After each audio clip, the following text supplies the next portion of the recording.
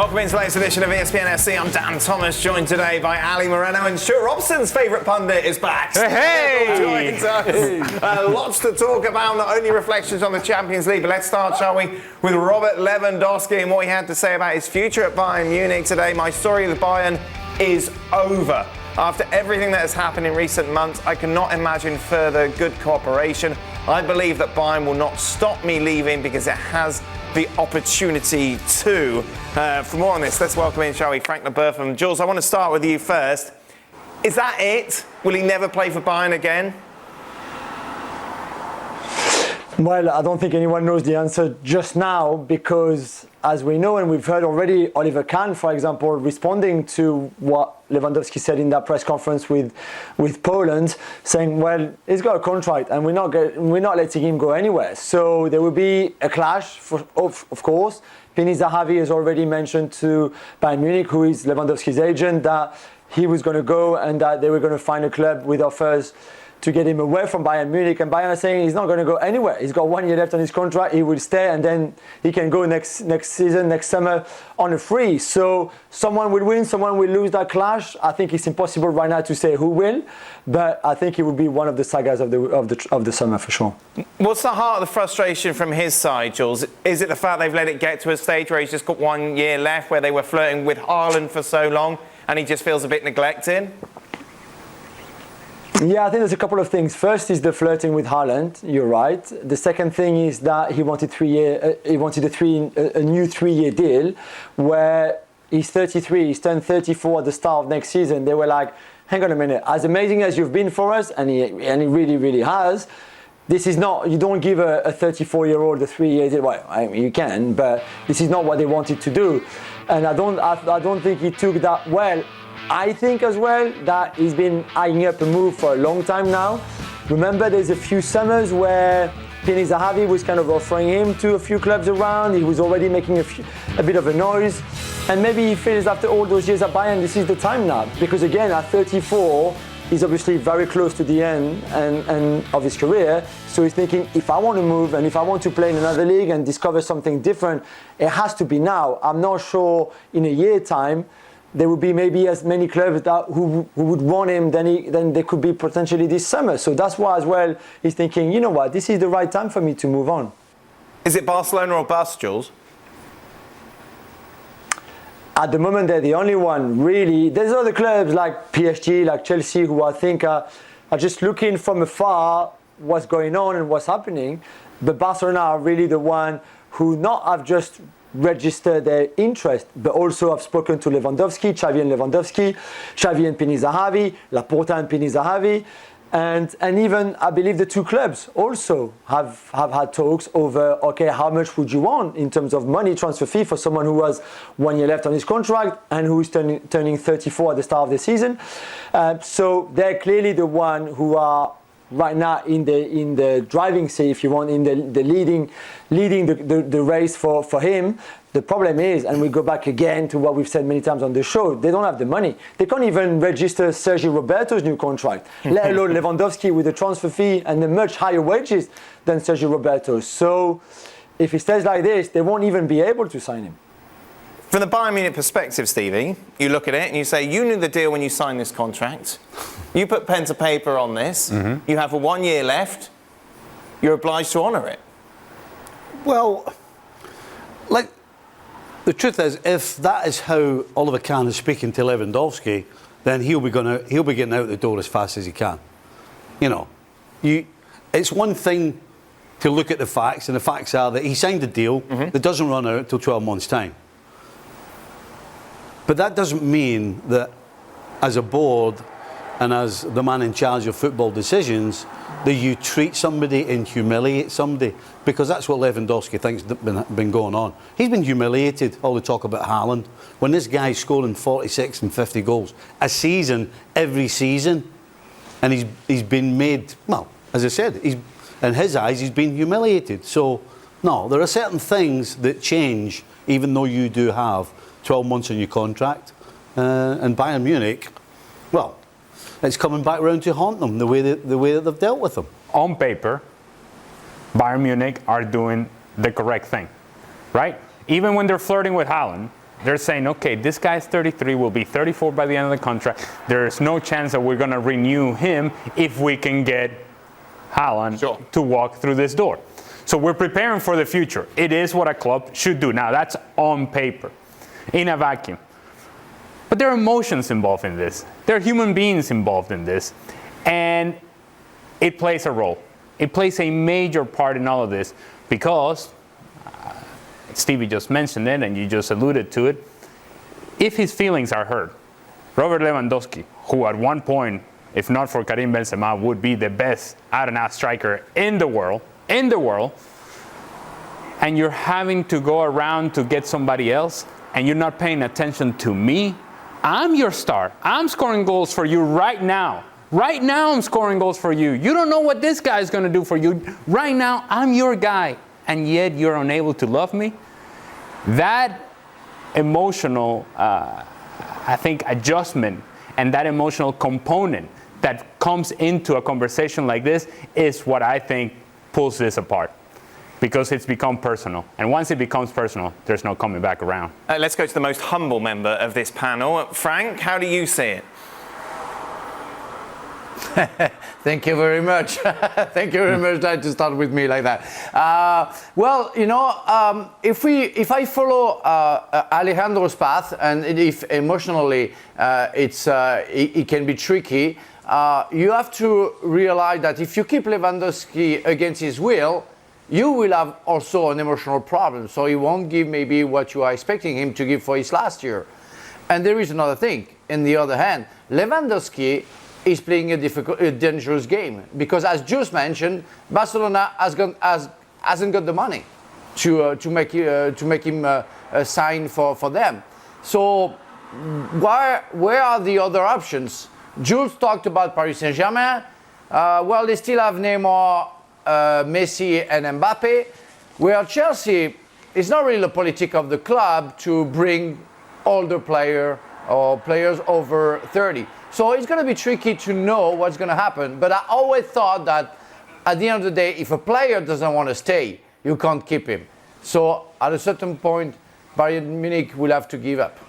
What about, Jules, if you had a player, say, I don't know, at Liverpool, who maybe wanted to move away, and you've got a player at Bayern Munich who wants to move away, Lewandowski to Anfield, Mane then to Bayern? Yeah, I mean, on paper that looks pretty cool. I'm not sure Jurgen Klopp sees it that way, and I think if Mane goes, the replacement will certainly be a younger player than a 34-year-old. But why not? I guess the fascinating thing about Mane to Bayern is that Nagelsmann has played for many years at Leipzig without really a proper number one. I mean, he had Yusuf Poulsen, but he also tried a lot of different things as a number 9. So I don't think he would mind having Sadio Mane, for example, coming in and replacing Lewandowski and playing a slightly different way with Mane as your centre forward. I also think that Mane could come to replace Serge Gnabry, who, by the way, share the same agent, and Gnabry has only 1 year left on his contract and could I think, also leave this summer, like Lewandowski. So it's interesting. It seems quite clear, though, now, from certainly everything that we're hearing here in England, that Mane really wants to leave Liverpool. And I don't think Liverpool will come in his way either. I think if there's a good offer on the table, and again, the valuation of a player with 1 year left on his contract is always difficult because, of course, the selling club wants as much money as possible, and the buyer is thinking, hang on a minute, in 6 months' time we can sign him for free for the following season. So we're not going to pay crazy amount, although Chelsea paid 100 million for Eden Hazard with 1 year left on his contract. So it is possible. But I'm not sure this is the vibe here between Bayern and Liverpool. So it'd be interesting to see. But on paper, it would be quite cool to have that swap. Real Madrid paid the 100 million, and they had to cough up another 50 million because he won the Champions League. Anyway, that's a sidebar. Stevie? In a heartbeat, I knew it was coming. In a heartbeat, before you even asked me. 34-year-old? Aye.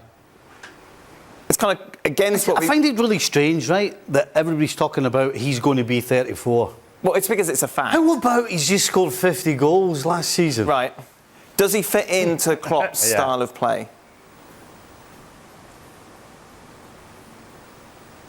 I don't see how he doesn't fit into Klopp's style of play. Right. Because, if I remember, if we're talking about the same guy, this is a guy that doesn't really have any flaws. He can hold the ball up, he can play with people, he can certainly score goals, and he'll get you a goal from nothing. So why would he not work out in Klopp's team? You're basically getting Bobby Firmino to interchange with the two wide guys, whether Mane goes or not. It'll be Diaz and Salah. I wish can somebody try and explain why he wouldn't be able to play with those two guys? And then you're also going to take some of the goal scoring responsibility away from Salah. Right. Listen, Salah scored 1 goal in his last 10 Liverpool games. Sorry, 9. At the most important time of the season. And Liverpool couldn't cope with it. Nobody else basically stood up. Can you imagine if you've got Lewandowski there to take a little bit of the pressure off Salah? I mean, I understand he's 34, but this is not a normal 34-year-old. This is a guy who scores goals for fun, can play in any system, let's be honest. So, yeah, if I was Liverpool, a couple of years, why not? Frank, why are you shaking your head? Because I'm thinking about the guy who just won the Champions League final at 35 and saved your favorite club's butt, all season long. So it shouldn't be an issue to be 34, 35 for Lewandowski like it's been for Karim Benzema. How do we turn this into an anti-Real Madrid conversation, Frank? I don't know. You'll have time for that. No. I'm just saying that it's not a problem for Karim Benzema to be 34 because he showed to the world that he's a fantastic player at this age. But it should be an issue for Lewandowski, who scored 47 or 46 goals a season. As I completely agree with Stevie, I think he doesn't age like a normal person. And top of it, we should put in front the fact that he scored 36 goals a season. So he could sign to any club. Jules, just going back to the Mane conversation, why will Liverpool not fight harder to keep him? And what is the reasoning behind him wanting to leave? Is it money? So I think again this is fascinating because we've known now for a long time that Firmino, Salah, and Mane, all of them have 1 year left on a contract, and all of them, let's say, are 30. They're not exactly 10, but let's say 30.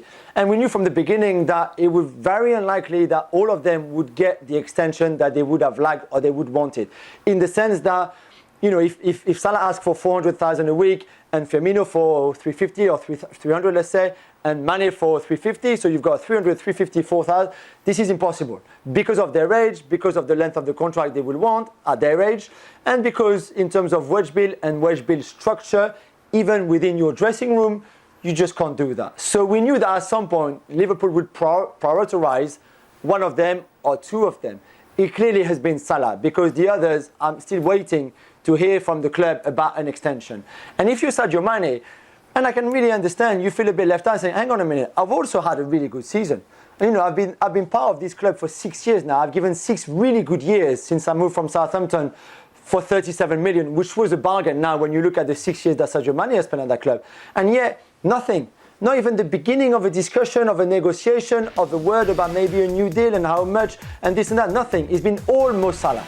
And maybe they're just waiting to sort out Salah and then think about Firmino and Mane.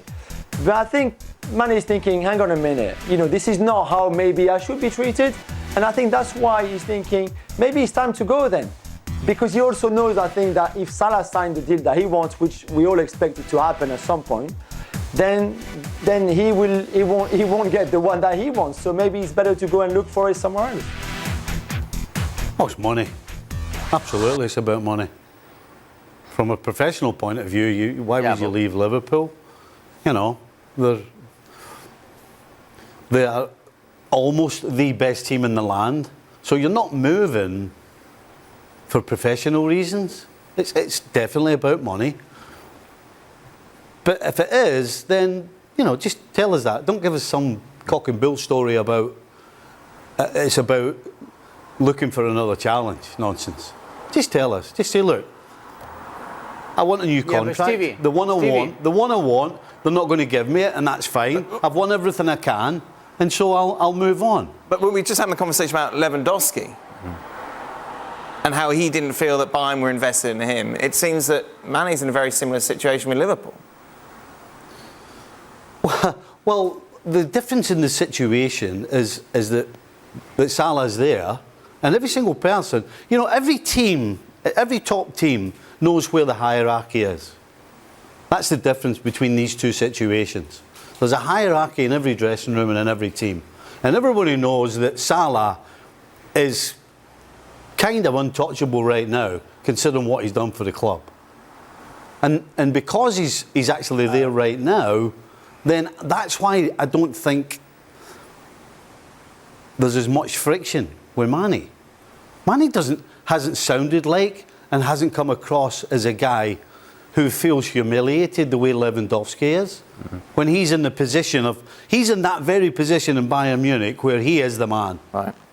But yet, all the talk is about some other guy coming in to take his place. Now, that's a great reason to be humiliated. Manny's not being humiliated at all, in my opinion. We've got to be quick. We're running out of time. Frank, quickly.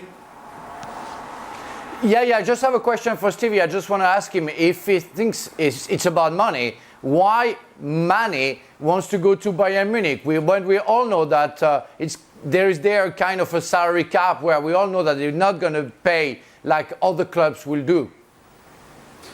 Frank, why would he go to Bayern if he's not getting more money? Bayern right now, I've got so many question marks about, never mind the money. Bayern Munich, I've got so many question marks about the team, for example, right? If you add on the fact that he's going to go to a team that needs rebuilt and he's not going to get any more money, he's off his head.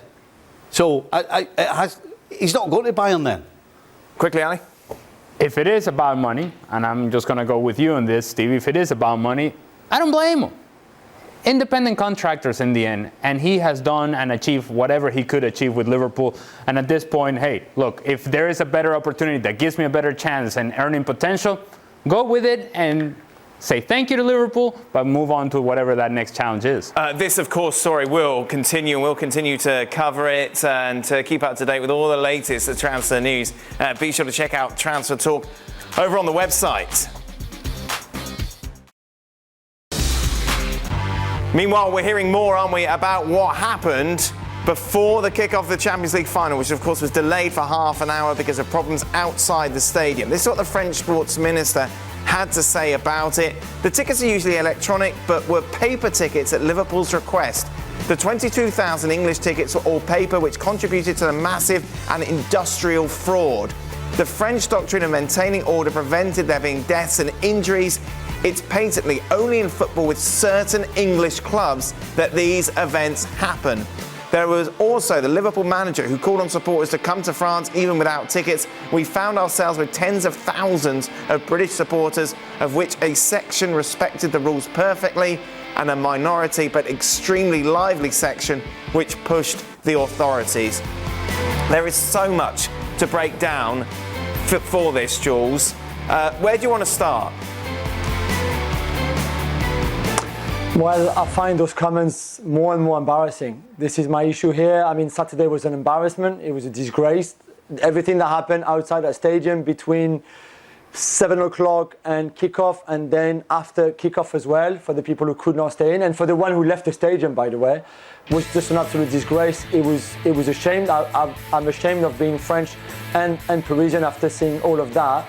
But then, since Saturday or let's say Sunday morning, to have the interior minister and the sports minister repeating that, it's the fault of the Liverpool fans because they tried to force their way in, they didn't have tickets or they bought fake tickets, and nothing on police violence, because the police were clearly overdoing it and using pepper gas and tear gas against a crowd that was patient and calm, with nothing to do with aggressive or trying to force their way in, or like I think it was the case, being hooligans, because I think that those Liverpool fans were targeted by the French police, who thought, hang on a minute, those English fans, they're all hooligans, so let's show them that we are the boss here, not them, that they can't do what they want here, and then we're going to show them. And the way they did that is by being violent and very aggressive, which is what, by the way, French police do all the time. So to me and Frank, this is not new. We knew that. I kind of wish that we'd warned you before,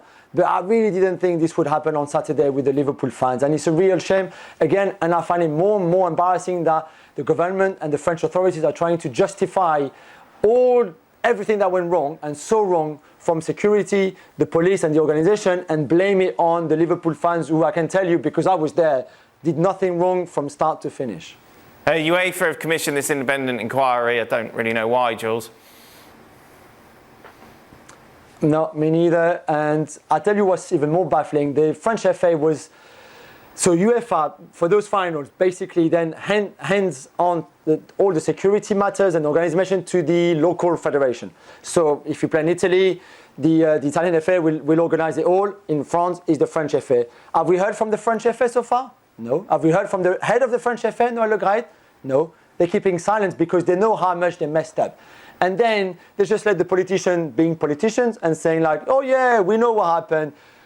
I heard 30,000 fake tickets. I mean, come on. What world are we living in now?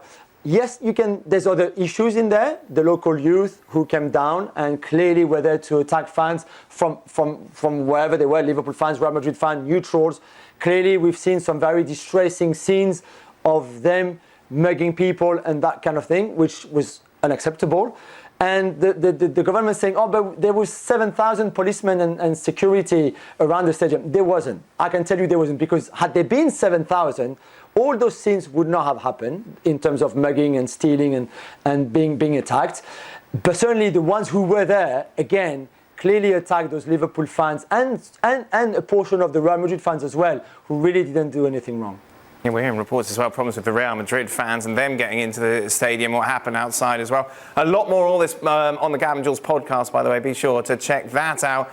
Meanwhile, of course, scenes of jubilation in the Spanish capital once again as Real Madrid celebrated their 14th Champions League title. A familiar feeling, of course, for a number of players within that squad. Some interesting stuff in case you missed it. This is what Carlo Ancelotti and first Jurgen Klopp had to say after the game. It was, so after the game when I saw the stats, it was 50-50 possession. So we had a lot more shots on target, but the most decisive stat is absolutely on Madrid's side. Just to make sure that nobody thinks I wouldn't congratulate Real Madrid. I do that now, but I congratulate everybody, president involved, outside personally. So they scored a goal, we didn't. That's the easiest explanation in the world of football, and harsh to get anyway, but we respect that, of course. When the goalkeeper is man of the match, then something is going wrong for the other team. So we had, I think, 3 really big chances where Courtois made incredible saves. The moment that we suffered in the first half, we were under control. I think tactically we played really well. It's true that Liverpool put a lot of pressure on us, shoot a lot of times, but we managed well the game. Apart from the goal, they didn't have a shot on target. That's a good sign for my team. We had 9 shots on target. That's really a good number. The problem is they scored with 1 shot and we didn't score with 9. That's the difference between losing and winning. Stevie, you've had, what, 48 hours to sleep on it? Woo! Goalkeeper being a man of the match, that's a problem? Nothing's changed. Why? Why is that a problem when one of the players... If, say Benzema scored a hat-trick, worldie, absolutely did brilliantly... Whoa. Why are you coming at me here? I'm coming at you because all I'm saying is I've not changed my mind on anything that I said after the game. So my point is Klopp coming out and saying the goalkeeper being a man of the match is a problem. Do you agree with that, Stan? Well, he said it's a problem for the opposition.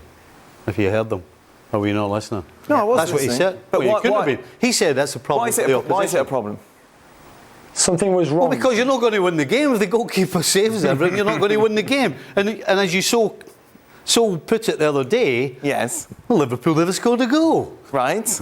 Well, if you can't score a goal, you're not going to win the game. So I've not changed my opinion on anything I said on after the game. The fact is that as far as the way they played, Liverpool were the best team. Right. But they didn't score and lost the game. It doesn't mean anything other than that. You know, Real Madrid rode the luck.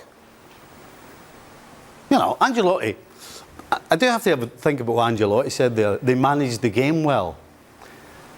I mean, I guess he's been very, very optimistic, because if that's how he wanted to play the game, by having one shot at goal and his goalkeeper making 3 incredible saves, then I'm not going along with that. But nothing I said I've changed. Listen, if it was a boxing match, Liverpool would have won on points, but it's not. You got to score goals, and that's it.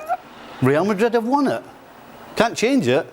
But they weren't the better team. They were way off being the better team. But they got it done. The one thing that I think we must clarify and make sure that people are understanding is the fact that Real Madrid, this wasn't like Atletico Madrid getting behind the ball and just defending the whole game. It wasn't Mourinho's Inter just defending. They tried to play. They just couldn't. At times, they were trying to get out, but they just couldn't get out. They tried to commit numbers forward, but they couldn't get numbers forward because they did not have enough quality possession in the attacking half. Now, that all goes into the same rhetoric that Stevie said on Saturday and is saying today, and that is Liverpool dominated. Liverpool created chances. Liverpool should have won the game, but Liverpool didn't score. And we have been on the wrong side of this many times in our careers, all of us at whatever level we've played, where you feel like you were the better team and you go into the locker room, you think, how did we lose that game? And in the end, you lost it, and you lost it in the biggest moment possible. And that's what makes it the more frustrating for everybody who's looking at this from the perspective of Liverpool. Go on, Frank. Well, I will absolutely go with the guys where I think Liverpool was the best team. But we all know Real Madrid. I think nobody was surprised with the performance of Real Madrid. We saw that all Champions League campaign long. And we all wondered, and even themselves, they wonder how they went through that. But that's a fact that they know how to handle the pressure. They know how to be courageous and have a spirit. But their football is not there to convince people who think that you have to have the ball, you have to have the possession of the ball in order to win the game. Having said that, I really think that Liverpool didn't play their game in a way that I didn't recognize the Liverpool who normally gives a big pressure to the opponent. I didn't see that. The first 10-15 minutes, I wondered, what Liverpool is doing right now. Why they don't give the pressure? It's not the Liverpool I recognize. I talked half-time to my friend Vicente Lizarazu. He was at the stadium commentating. He said, what's wrong with Liverpool today? And I said, oh, okay, I'm not the only one thinking of that. I think Liverpool didn't play the final like they normally played, or the way they played all season long. So it's maybe why they couldn't score, why they lost the game. But I think there is no surprise from Real Madrid. Jules, this year, your propaganda campaign to get Karim Benzema the Ballon d'Or is going to go a lot easier than last year, isn't it? Karim the dream. Yeah, I mean, even Leo Messi tonight on Argentinian television saying like he deserves it. I mean, the season that he's had is incredible. Even if he didn't have the best of finals in terms of individual performance, there's that goal that we can debate over Fabinho playing the ball or not playing the ball, whatever, it doesn't matter anymore anyway. But yeah, over the season, it certainly feels like there's not more that he can do. And of course, there's a few games now, and there will be, I guess, the start of next season, a little bit of it, and the start of next season's Champions League as well, before the vote closes and the trophy is handed out in October. But I'd be very surprised if he doesn't win it, which, again, at his age and the season that he's had, the numbers that he put, the leadership that he showed, and the trophies that he won, which is also important, even if it's not the main criteria anymore, is incredible. So I think he will be a worthy winner. That's, of course, his 5th Champions League title, matching that of Gareth Bale. Hey! Who also picks up his... Now, we discussed this yesterday. This is what he tweeted out, of course, 5. Steve, I'm intrigued. What do you make of this? Nothing. Because anybody that knows anything about football knows that because he's got 5 next to his Champions League titles, that one doesn't count. What about him celebrating the 5th? To put out that tweet? I think he's taking the Michael. Do you think so? You think it's tongue in cheek? 100%. He's having a laugh. Right. That's to everybody who's been giving him stick for the last 18 months. That's what that is, nothing else. But anybody that knows anything about football will not be looking at Gareth Bale and going to win 5 titles. Right. No. Frank, what do you think? Would you have tweeted that out? Well, that was the question, you know, when I played I didn't play the final of the European Championship in 2000, whether I won it or not, because I was on the bench and I didn't play. If you check at the picture of the World Cup, I'm in front of the picture. If I check at myself, you know, for the picture in the European Championship, I'm just at the back. Because I feel that something's missing. I was a football player. I think I can consider myself as a winner if I'm involved in it. And that wasn't the case for Gareth Bale. And the same for Eden Hazard, I would say, as well. So, I don't know. Some people say it counts. For me, it doesn't, because it doesn't mean anything, because I'm a competitor, because I want to be on the field. The sad story about Gareth Bale is the perception that now we have of the player, and the person for that matter, is that he doesn't care, that he checked out a long time ago. And we tend to forget as to how important at times he was for Real Madrid in Champions League final against Liverpool. Somehow in the career of Gareth Bale, whenever he stops, and some would argue that he has already stopped, we are going to find contradictions, because the achievements of the player, I think, match the talent. The attitude of the player did not match the talent. But when you look at numbers, just cold, hard facts, and you see that the guy has won 5 Champions League titles, you kind of go, whoa. Instead of saying, yeah, Gareth Bale was part of all of that, you kind of go, he's won 5 of them? He was around for all of them? Yes, he was. And he was a major part on a lot of them as well. Jules, what's interesting is the fact we've talked about Lewandowski, Karim Benzema, of course, 2 players very much in the twilight of their career, still with a lot to offer. Gareth Bale's only 32. Mm-hmm. Yeah, and remember what Jonathan Barnett said a few weeks ago about, let's see if Wales qualify for the World Cup. The playoffs are coming up, of course. They're waiting to know who they will face in that final. And then we'll see. So what? We'll see that maybe if they don't qualify for the World Cup, so he doesn't have to get ready for the World Cup in November, December. Then what? He packs his stuff and this is over. Maybe does he still want it then? Because if it's only down to the World Cup qualification, then it's maybe because he doesn't really want to, and he wants to go to the World Cup, of course, with Wales, because that would be a very special moment. And then after that, that's it. I think you have to question maybe his desire to continue, and I think that would be fair, because as we said, for the last couple of years, 3 years especially, he's been really in and out, more out than in, by the way, even at Spurs. So. Yeah, I think there's a case there to say that maybe it's the end already. Maybe that was the last thing. That trophy, that Champions League, he will get the bonus, by the way, as well. Of course he will. And the medal and the replica, the small replica of the trophy to put on his mantelpiece. But this is about it. Oh my goodness. Meanwhile, of course, no replica trophy for the Liverpool players. They did have a parade, though, yesterday, didn't they, to celebrate the double, the Carabao Cup and the FA Cup. These scenes are brilliant, Steve. Yes, fortunately I've been in the middle of that a few times. It's one Would you have been able to enjoy this as much, given that you just... No. No, not right there and then. Yeah. But in a few years' time, when you start winding your career down, then you start thinking about these things, then you start realising how special they are. At the time, you're too busy doing it. Right. You know, you're on the bus, you're having a laugh and a joke, you're having a beer. But it's not until later on, as I said, when you have time to reflect, really, that you think, wow, Not many people get the chance to do that. That must be really cool. Oh, it's must be very cool. Fantastic.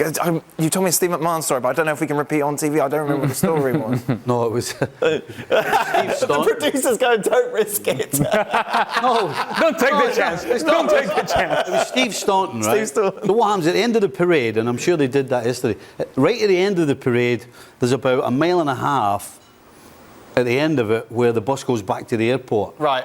And of course, you've been doing 2 miles an hour for like 3, 4 miles, 5 miles, whatever it is. And then you get through the last bit, and then the driver just goes, Right. right. And so you're going down past the Mersey. And Steve Staunton had a little too much to drink, Right. so to say, Yep. and was sat on the side of the water with his head slumped, kind of his eyes half closed.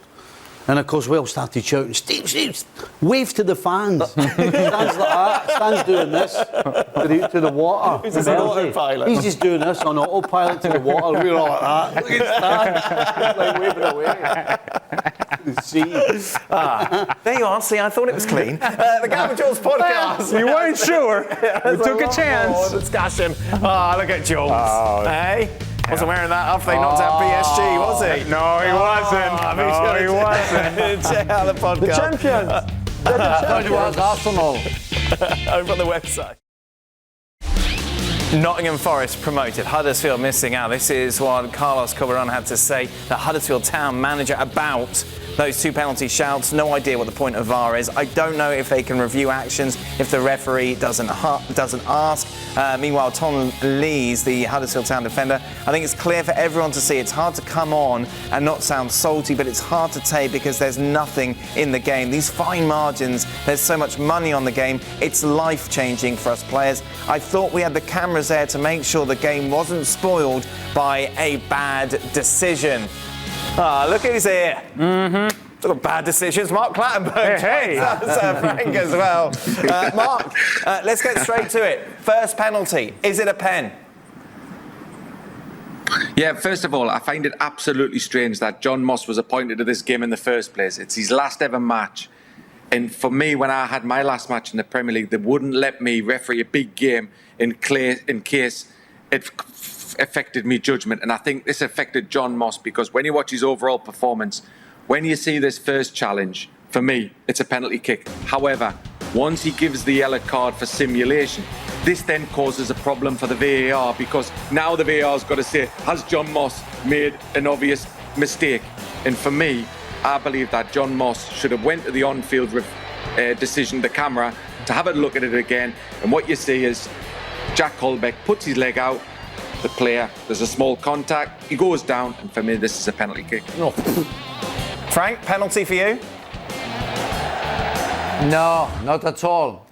There is no contact. What? There is an exaggeration of the striker. On, Frankie.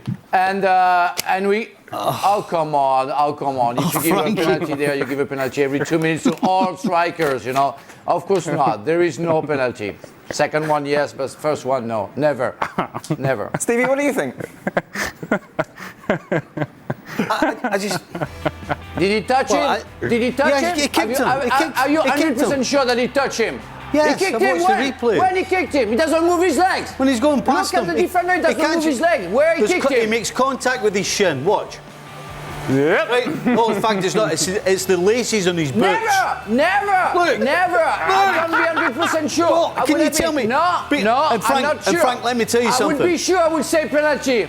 Like, let me tell you absolutely 100%.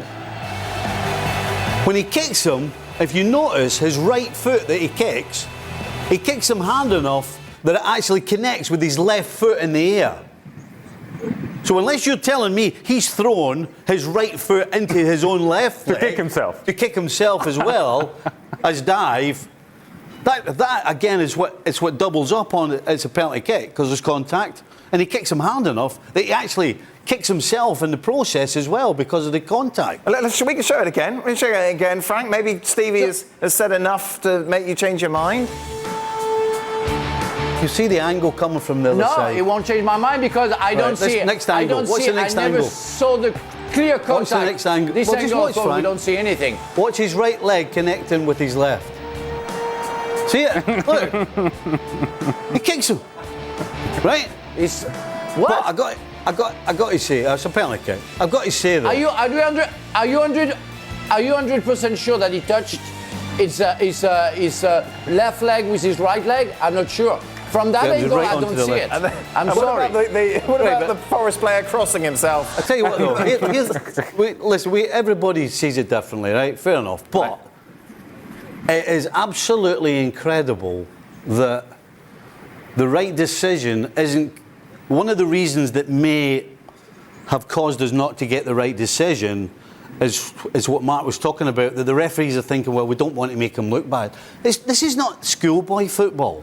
It's about getting the right result. Right. And if it means that you think somebody's made a mistake, then so what? Yeah. And think, okay, if it is about not making the referee look bad because it's his last game, whatever emotional component you want to bring into this, what about the emotional component for the players? Who just said this is a life-changing moment for them. It changes their professional life in making this jump onto the Premier League. So we're not thinking about the guys on the field, the actual players.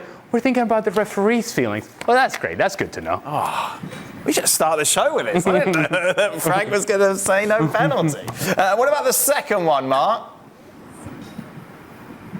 Well, I hope Frank thinks this is definitely a penalty, because when you watch it again, when I watched it actually live, I thought, it's coming together of players. I thought normal contact. Okay, I can accept it. But when you watch it in slow motion, which is what the VAR has, you can clearly see that the Huddersfield player is in front. He controls the ball, puts his foot across, and the Nottingham Forest player comes in from behind. So for me, after we can discuss the first penalty, but at least this has to go to the on-field review, and this has to be given as a penalty. Frank LeBoeuf. Frank said already. No penalty. No, I'm kidding. No, of course, 100%. Hey! And 100% penalty. 100% penalty, of course. You have to be blind to not see that one. That one, that's for sure. You have to be blind. What's interesting, we discussed this yesterday, and when we were watching the game together, is that was the officials' get-out-of-jail-free card. You know, it was the opportunity for the perfect make-up call, because this one was a penalty. Why didn't they even go to the monitor with it? And I think this is what confuses everybody, because it's random. I talked about John Moss before. Because he gives a simulation, he gives a yellow card for the Huddersfield player who dived, and therefore he's made the VAR probably in a very, very difficult situation. I think if John Moss had played on in the first situation, I think the VAR would have recommended a review. This one, I think the VAR, if he understands football, you think, hold on, Huddersfield have had probably a bad call. Therefore, this one's an easier one to give. Okay, if it was the isolated incident in the match, he's probably nervous, the VAR, but come on. This is the second incident against Huddersfield, and Nottingham Forest again. What Nottingham Forest will probably think in this game is what probably happened against Bournemouth a few games before, where they were hard done to. So probably they think it's a bit of luck they've gone their way. But Huddersfield, in such a big moment, in a one-off match, probably feel really aggrieved today. John Moss is going to be the manager of the Premier League referees now. What does that mean, Mark? I think this is a big concern, because if that's what the level of performance is, then I think we're going to have a very, very difficult season in the Premier League. Yes, he's retired as a referee, and I laugh when certain players have said, and I think Kasper Schmeichel had said, when they give him a shirt, it was like, thank God John Moss is retiring. So that sums up John Moss as a referee. And you know what? He's now going to be the head of refereeing. Let's hope he's better at educating than he is as a referee. Hey. Oh, where was your last game then, Mark, if it wasn't in the playoff final? I had a black and white TV at the time. What? What? No, where was your last game? Because you said that they kind of hid you away. No, it was Leicester, West Brom. I was West Brom, Leicester. So yeah, what happened was in mine. No, but listen, it's important to understand. When normally they ask you where you want to be for your last match, probably sentimental values. I know Mike Dean went to Chelsea last game. However, the integrity of the competition is the most important. And what they said to me was, look, you're retiring, you're going to Saudi Arabia, therefore, we don't want to affect the integrity of the competition. I was shocked at this appointment. The two semi-finals of the playoffs, one was Michael Oliver, the other one was Stuart Atwell, both FIFA referees, and then you give a guy who's retiring for the biggest match in a playoff final, who has never been FIFA, and never refereed many big matches, I find shocking. Get off the fence. Come on, Mark. What's that about? Maybe read a book. Well, he has many choices, many options behind him. Options. It's there. Mark Lamberg, as always, thank you very much. Just a reminder, Extra Time is always available over on our YouTube channel. Frank and Jules and Ali and Steve will be here to answer your questions. Chelsea, let's talk about them now, shall we? Of course, a season which had so much potential, of course, top of the table for much of the early stages of the season. All fell away, really, didn't it, at the end? In the end, though, they will tell us that they are world champions. They are world champions, Jules, with a new owner. That was confirmed today, yes? What does this mean going forward? Yeah, that's right. Finally done. It had to be done before May the 31st. So this is good, or just about. So they have the license for next season. We expected it, Todd Boehly and his consortium to get it, which they did. It's the end of the Roman Abramovich era that lasted 20 years, pretty much, with a lot of success, of course, a lot of managers, and ended with obviously a lot of controversy. But now this is over. It's a new chapter. No one knows really what's going to happen now, how much money will be available to Thomas Tuchel, what kind of owner Todd Boehly and his consortium, because he's obviously, again, not on his own, what kind of owners there will be, what will happen to Stamford Bridge, what will happen to the academy, to the training ground, all of that. Obviously, we will have answers very soon, or certainly midterm to see what's going on. But I think we can say goodbye to the Roman Abramovich era now. We will all have different memories of it, of course, and get ready for a new one. Meanwhile, Jules, in France, just take us through Saint Etienne, of course, along with PSG, one of the most successful clubs in the league. They got relegated, and then, of course, these scenes went viral. Incredible. I mean, it's been a crazy season in France, but I never thought we would see that last night. It was just incredible. The Ultras clearly sending flares on their own players, targeting the tunnel of their own stadium, and clearly trying to destroy everything that could come into their hands. So they managed to go through the stadium. They went into the press box and the press lounge, and then the room where the press conferences are. They went into the club shop, which they completely destroyed, the players' cars, all of that. Absolutely chaotic scenes. Again, we knew that something would happen if they got relegated. They lost on penalties to Auxerre, who are relegated, and Saint-Etienne are promoted and Saint-Etienne are relegated. And after that, it was just pure chaos everywhere. David Blitzer was supposed to buy the club. He's clearly now thinking twice about it, because the environment is clearly very toxic with the Ultras, which again is an absolute shame. I know they love their club. They have a lot of passion for their club. They're one of the best fans in the country, but not that kind of fans, not that kind of support. No, well said, Jules. Just a reminder, ESPN FC, we are with you 7 days a week, despite the fact, of course, domestic football has finished in Europe. Still plenty for us to talk about what else is going on around the world, plus a bit of transfer speculation as well to boot. That's it then. That brings us to the end of today's show. Thank you very much to everyone who has been on. Be sure to stay tuned, though. Jules, Frank, Ali and Stevie answering your questions in extra time.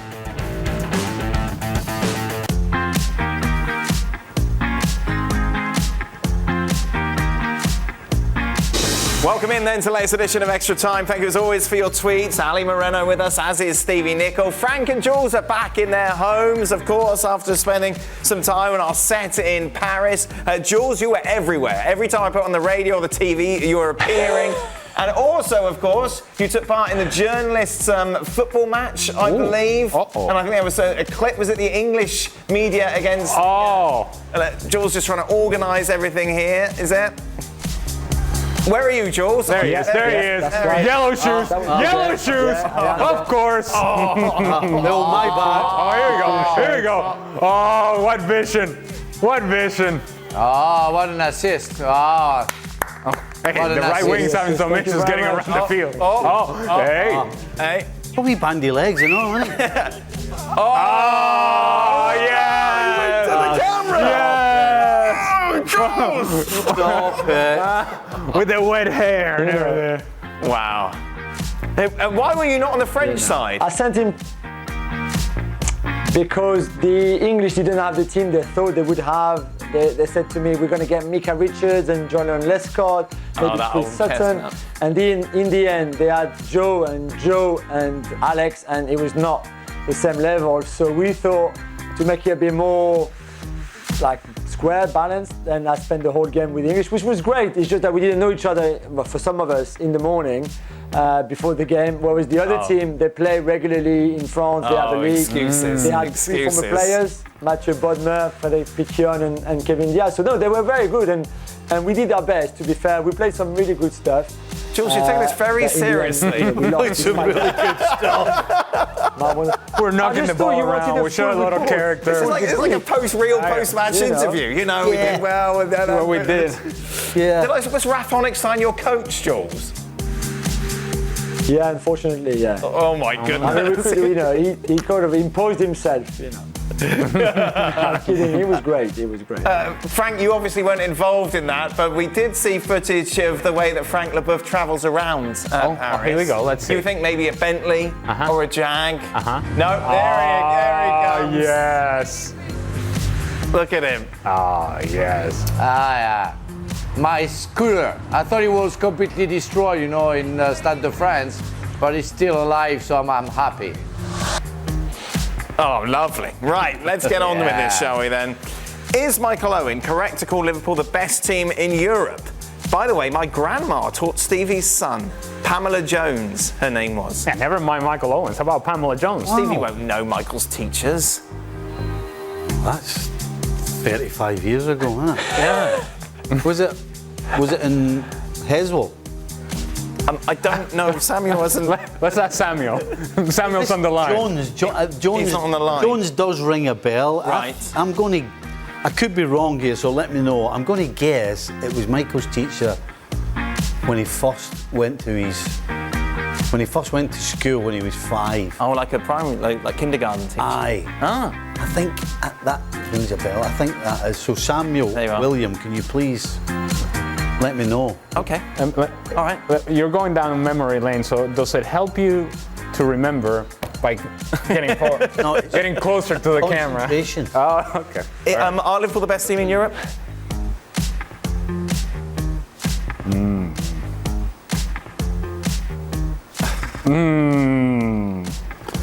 It's a kind of a loaded question. What does that actually mean? I mean, does Liverpool play the best football? Do they play the best football to watch? What's going on? Are Liverpool it's not a straightforward question. Are Liverpool the best team in Europe? I would say Manchester City are the best team in Europe. Okay. Well, then, what wasn't that difficult? It's a loaded question. Well, there's a lot of things to think about. Right. But do you want me just to... Are you in a hurry tonight or what? Do you want me to throw an answer out without even thinking about it? No, I'm glad that you thought about it. Listen, if somebody takes time to ask a question, you should take time to answer it properly. Instead of you, wee clever... He's still been a clever little over that weekend. Stevie, come on. Liverpool lost. Do you know what? Okay. It was weird though. Even tonight when we started the show, you came after me.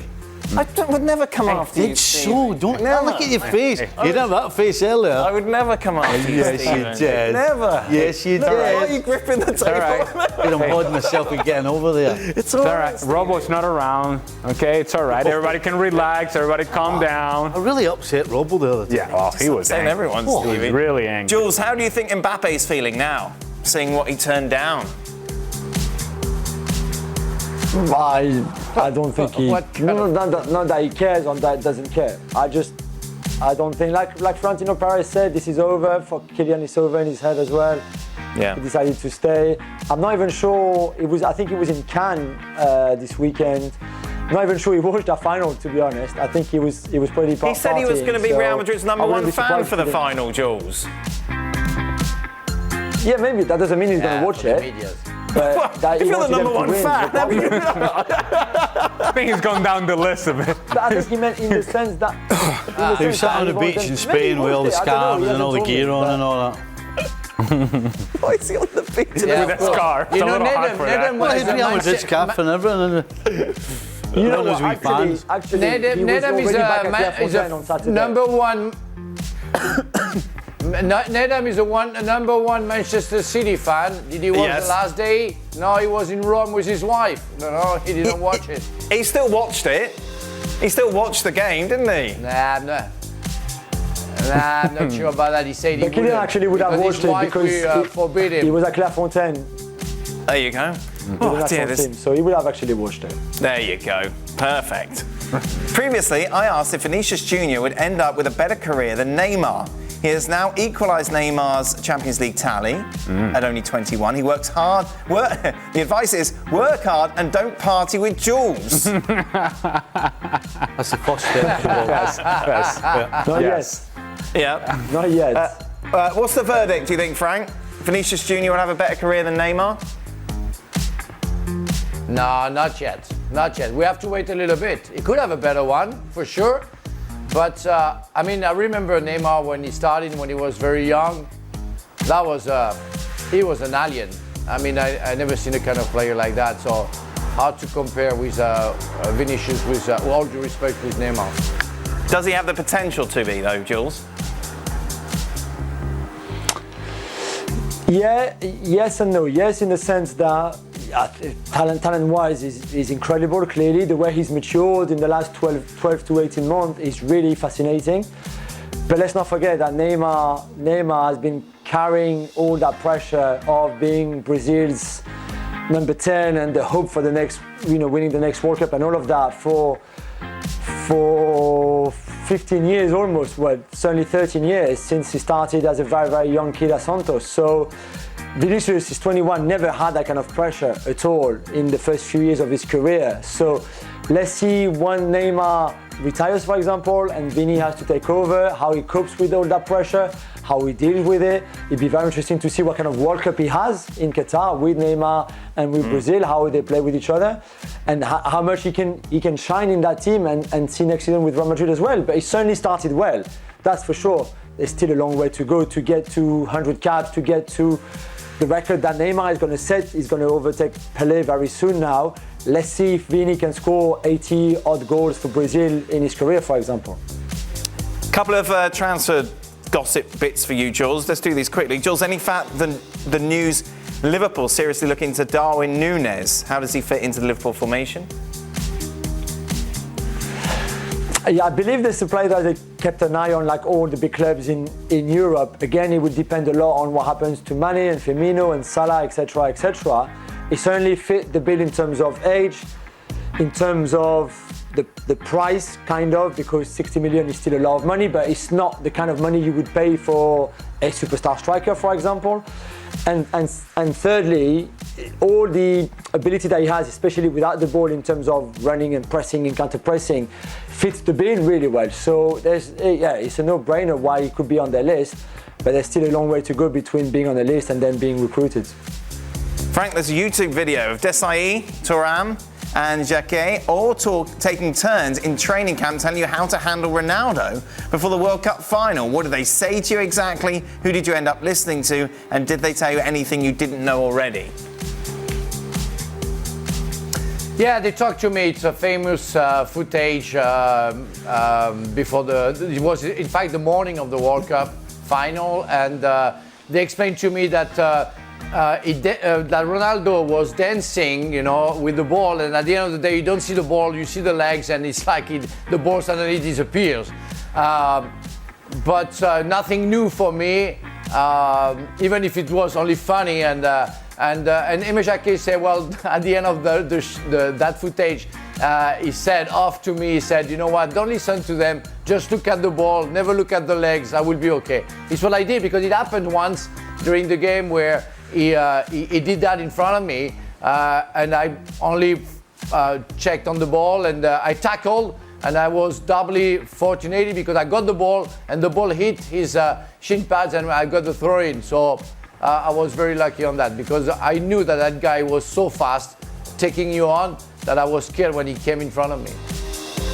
sorry you had to answer that question, Frank. We appreciate your It answer. helped he only played on one leg that day as well, right? Well, he turned up, didn't he? Bottled it. Pressure got to him. That is it. ESPN FC will be back on your screens tomorrow. Thank you very much to the French contingent, as always, for joining us. Are you here tomorrow, Stevie? Better mood? No. Good. I'm happy with that. Taking some time to reflect. God. Who'd have thought? Craig's the happier Not one. at all. Whoa, whoa, Nora's birthday party Let's tomorrow. not. Oh, happy birthday, Nora. I should be 6 tomorrow. Well, try and put Hey. a smile on. Got another cake. Cheap cake, Stevie. Yes, another cheap cake. You seem to be very angry about this, Steve. My missus loves buying people cake. She's your granddad. But this is a 3-figure cake. Oh, yes. Yes.